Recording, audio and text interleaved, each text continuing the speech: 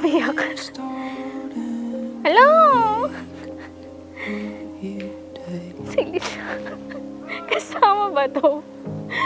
Okay naman. Excited na medyo kinakabahan. Salamat Sarah, salamat Neil, dahil hindi lahat ng gustong bumuo ng pamilya ay gustong pumasok sa isang kasal. Pero ang simbahan nagpapasalamat sa inyo dahil napakahalaga ng tatanggapin ninyong sakramento na tinatawag na kasal.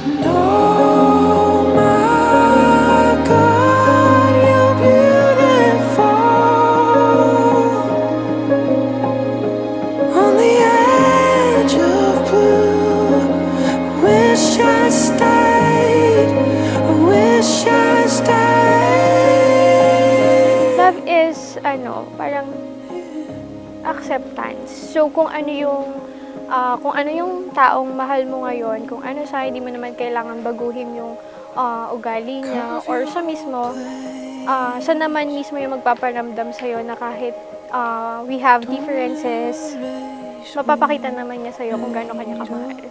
Sabi namin, sana kaya natin, sana gabayan tayo ng Lord, sana bigyan tayo ng ng time at saka syempre ng sign para ituloy natin syempre.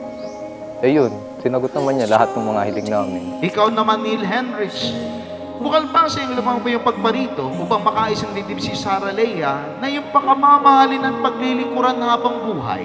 Opo, Father.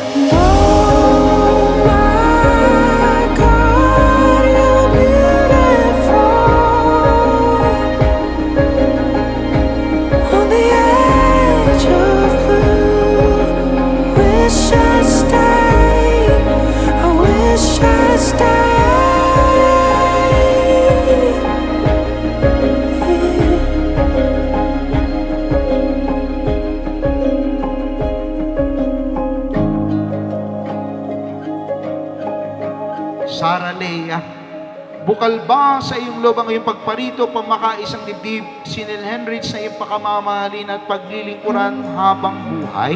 Opo, Father. Sarah Leia, sa harap ng Diyos at ng kanyang sambayanan, tinitipan kitang maging aking may bahay.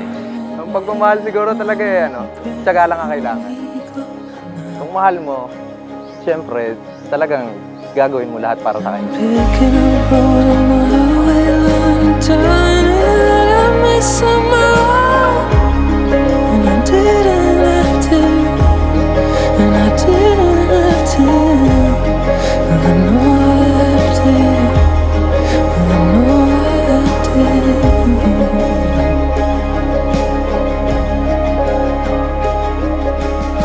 Tandaan ninyo, kung marami ang hindi naniniwala sa kasal, para sa Diyos may dahilan kung bakit pinagsasama niya ang lalaki at ang babae, bunga ng isang sakramento.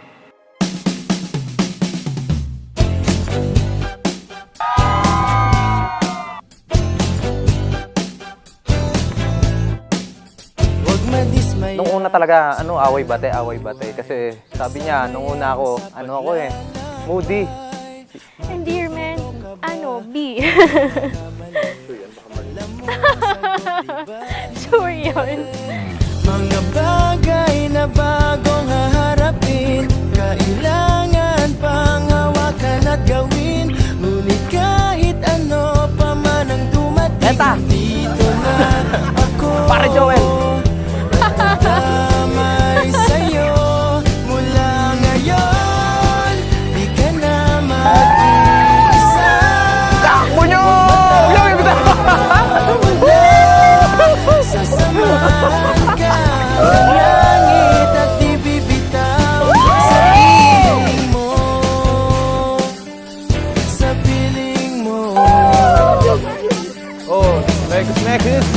Kung nais lumipad, di babawalan, hindi magdaramdam, hihintay. Nang pinagsama ng Diyos itong lalaki at babae, sila'y magtatago at magpapatuloy ng misyon ng buhay. Pero una sa lahat, ang mga lalaking naarito na wala pang asawa at yung may mga asawa na, tingnan po ninyo kung talagang kasal na tinanggap nyo ay tunay na nagbibigay buhay.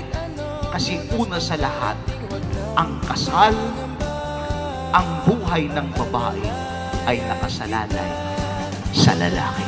Ngayon, di ka na mag-iisa. Huwag matakot mawala. Sasamahan ka hanggang langit at di bibitaw sa piling mo. Ito ang araw na to, ito ang siguro pinakamahalagang araw din sa akin. Kasi ano na namin yung